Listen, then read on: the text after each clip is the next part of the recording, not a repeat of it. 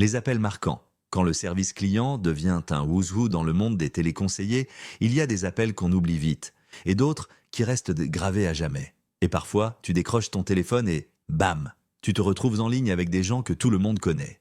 Le porte-avions Charles de Gaulle. Oui, le Charles de Gaulle, pas un bistrot du coin, le porte-avions nucléaire de la Marine nationale. Bonjour, on a un problème de serveur. Le serveur militaire? Oui. Au départ, j'ai cru à une blague. Je me suis retenu de demander s'il voulait aussi une mise à jour Windows pendant qu'on y était. André Santini, le député qui marmonnait un appel où je ne comprenais rien. Blablabla, des serveurs, blablabla. Pardon, monsieur? Blablabla, problème, blablabla. Et là, révélation divine. Monsieur, vous avez un cigare dans la bouche? Ah ben oui, là je comprends mieux. Je vous jure, je ne suis pas payé pour traduire le morse du cigare.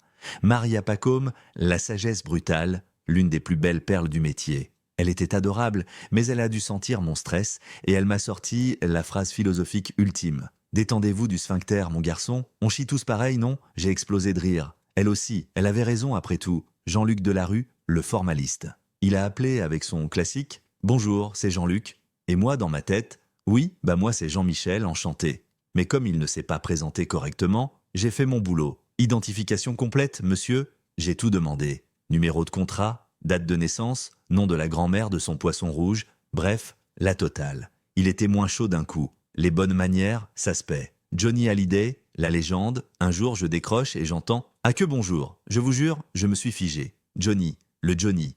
Et le gars, supra cool, respectueux, drôle, agréable, comme quoi. Raymond Domenech, l'entraîneur au ralenti, je ne sais pas si c'était le stress de l'équipe de France 2010 ou juste sa nature profonde, mais j'avais l'impression de parler à un homme en slow motion.